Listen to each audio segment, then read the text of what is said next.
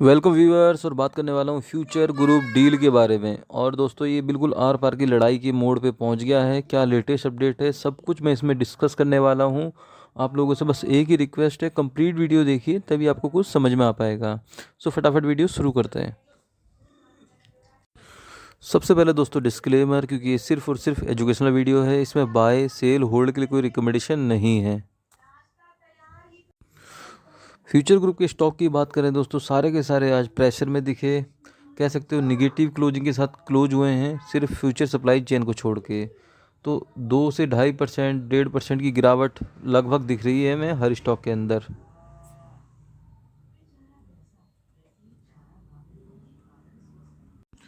साथ साथ दोस्तों लाइव मार्केट के अंदर जो भी इसके ऊपर अपडेट आ रहा था, मैं नज़र बनाए हुए था उस पर।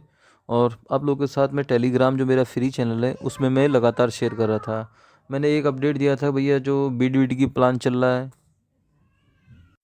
और साथ साथ जो भी इस पे न्यूज़ आ रही थी, मैं लगातार आप लोगों को टेलीग्राम पे बता ही रहा था। चाहे वो डीएचएल फ्यूचर सप्लाई चेन की न्यूज़ हो, चाहे बैंक जो एक्ट कर रहे हैं वो फ्यूचर रिटेल के अगेंस्ट ही दिख रहा हो। सो कुल मिला के जो भी आप लोगों ने चैनल अगर ज्वाइन नहीं करा है तो ज्वाइन करके रखिए। देखो दोस्तों, स्टॉक है आपके पास, तो अगर वीडियो नहीं बन पाता लाइव मार्केट में तो उसके अंदर थोड़ा इजी हो जाता है आप लोगों के साथ अपडेट शेयर करना। और सबको पता ही है दोस्तों, रिलायंस के साथ जो डील हुई थी उसके ऊपर लीगल विवाद चल रहा है, और उस पर बिल्कुल कह सकते हो बहुत लंबे समय से फाइट चल रही है। कभी कुछ नेगेटिव कभी कुछ पॉजिटिव, यही सब अपडेट चल रहा है। इससे रिजल्ट क्या निकल रहा है दोस्तों, ना डील हो पाई अभी तक और सारे के सारे स्टॉक बैठ गए हैं बिल्कुल बुरी तरह। साथ साथ डील नहीं हुई तो दोस्तों जो बैंकों को पैसे वापस देने थे उसको भी नहीं दे पाए हैं। उसके लिए इन्होंने अर्जी लगाई है एनपीए वगैरह की, और उस पर लगातार सुनवाई वगैरह चल रही है। लेकिन दोस्तों अगर सिंपल बात करें तो पेन की पेमेंट नहीं होगी तो जाहिर सी बात है वो एनपीए घोषित करेगा ही करेगा। अगर ये फ्यूचर रिटेल के लिए छोड़ते हैं तो बाकी सब भी तो खड़े हो जाएंगे कोर्ट में जाके कि हमारा ये केस चल रहा है, इस वजह से पेमेंट नहीं कर पाए। तो ये भी एक लॉजिकल है जो मेरे हिसाब से उसके ऊपर कुछ रोक नहीं लग रही है एनपीए वाले पॉइंट पे। अगर हम एनपीए केस की बात करें दोस्तों स्ट्रेट फॉरवर्ड, तो जाहिर सी बात है फ्यूचर रिटेल टाइम मांग रहा है, हफ्ता 2 हफ्ते बढ़ जाएं। और वहीं जो बैंक्स के वकील हैं वो तो सीधे सीधे बोल रहे हैं भैया इनकी जो याचिका है उसमें कोई दम नहीं है, और हमें इजाज़त दी जाए, हम रिकवरी करना शुरू करते हैं। और अगर बैंकों के लॉयर की बात करें दोस्तों, उन्होंने कहा भैया अभी 17,000 करोड़ रुपये कर्जा है, अगर ये 1-2 साल और टल जाता केस तो फिर ये जो कर्जा है वो 25,000 करोड़ तक पहुंच जाएगा, फिर कैसे होगा। तो जाहिर सी बात है उन्होंने अपना एक सजेशन कह सकते हो ये दिया है कि भैया जो 17,000 करोड़ का कर्ज है उसके वहाँ से बोली लगाना शुरू करें रिलायंस और अमेजन, और जो उसकी बोली ज़्यादा होगी उसको फ्यूचर रिटेल के एसेट मिल जाने चाहिए। सो बिल्कुल कह सकते हो टाइट सिचुएशन बन गई है, चाहे वो फ्यूचर ग्रुप के लिए हो, चाहे रिलायंस के लिए हो, चाहे अमेजन के लिए हो। अमेजन के लिए क्या दोस्तों, अमेजन तो चाह ही यही रहा है कि डील ना हो पाए, उसका तो फर्स्ट दिन से एक ही स्टैंड है। साथ साथ जो फ्यूचर रिटेल के लॉयर हैं दोस्तों, उन्होंने ये भी बोला भैया जो बैंक ऑफ़र दे रहे हैं कि जो बोली लगाएगा उसको मिल जाए, तो वो कह रहा है हम आपकी बात से सहमत है, बट अमेजन तो डायरेक्ट इन्वेस्टमेंट कर ही नहीं सकता रिटेल सेक्टर के अंदर। और कुल मिला के वो 2 हफ्ते का टाइम मांग रहे हैं। साथ साथ उनका ये भी कहना दोस्तों, जब तक ये रिवॉक हुआ है जो सीसीआई का अप्रूवल था, उसके बाद तो इस केस की कोई बुनियादी ढांचा बसता ही नहीं है, क्योंकि जो एग्रीमेंट था उसका अप्रूवल रिवॉक हो गया है। जो ब्लेसिंग दी गई थी अमेजन को फ्यूचर कूपन के साथ इन्वेस्टमेंट करने के लिए, वो ऑलरेडी रिवॉक करा सीसीआई ने, और वो केस ऑलरेडी ऑन गोइंग है। तो ये कहीं ना कहीं एक मजबूत पक्ष है फ्यूचर रिटेल का। सो फाइनल कैलकुलेशन दोस्तों यहीं तक पहुंचा है, आगे देखते हैं कि क्या हो सकता है। एक तो दोस्तों सुप्रीम कोर्ट ने ऑर्डर रिजर्व रखा हुआ है जो एनसीएलटी प्रोसेस के रिलेटेड था। सो एक ये बड़ा पॉइंट है इस पर्टिकुलर केस के अंदर।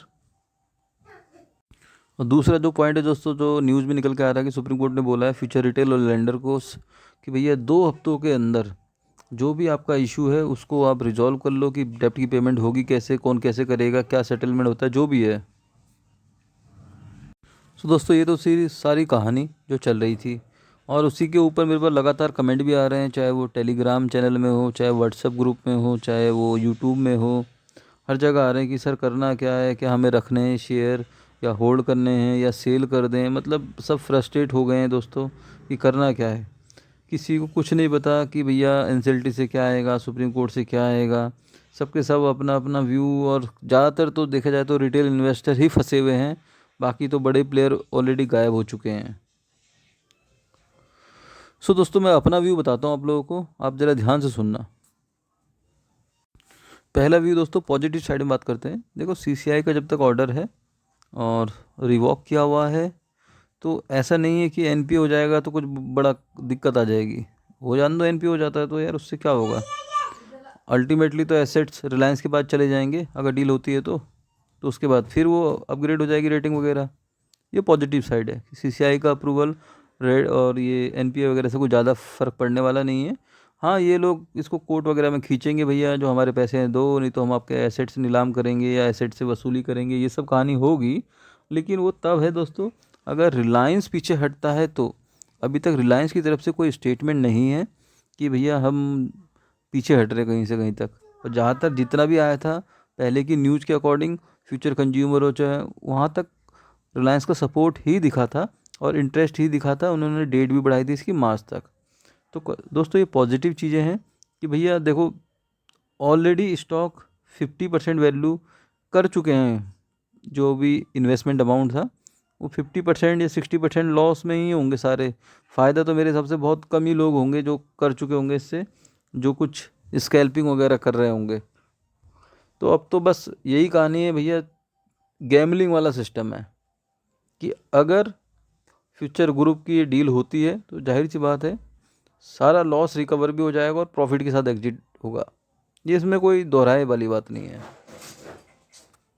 लेकिन अब जो ये कह रहे हैं नेगेटिव भी बात कर लेते हैं कि दोनों बिड लगाओ, तो दोनों बिड लगाओ, मान लिया दोनों बिड लगाते हैं, लेकिन जो रिटेल इन्वेस्टर के पास शेयर है कि उनका क्या होगा। ये तो एक प्रकार से नीलामी टाइप की हो गया, और उनके शेयर की रहेंगे नहीं रहेंगे या डीलिस्ट होंगे क्या होंगे वो भी कहानी आ जाएगी।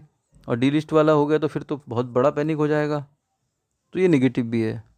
तो दोस्तों मेरा व्यू इसके अंदर सिंपल है भैया, देखो जो बिल्कुल थोड़ा सा ये सोच के चलते हैं कि यार ऑलरेडी मेरी पेमेंट फंस गई है या डूब गई है, सो उनको तो मेरे हिसाब से रुके रहना चाहिए। और यार 1.5-2 साल तक इंतज़ार कराया तो थोड़ा सा और देखना चाहिए।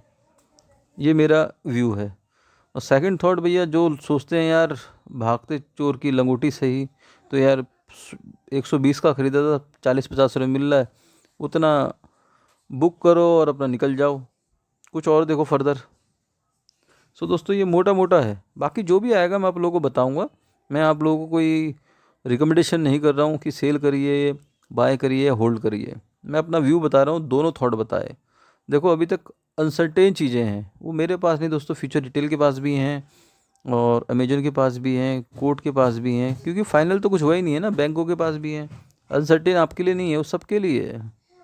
सो ये था ओवरव्यू।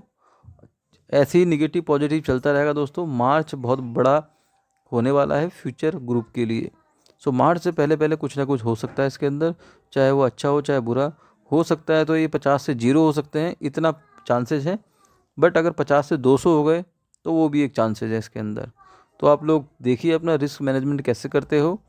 सो बात समझ में आया तो दोस्तों वीडियो को लाइक, चैनल को सब्सक्राइब जरूर करिएगा और टेलीग्राम ज्वाइन करके जरूर रखिएगा। Bye bye.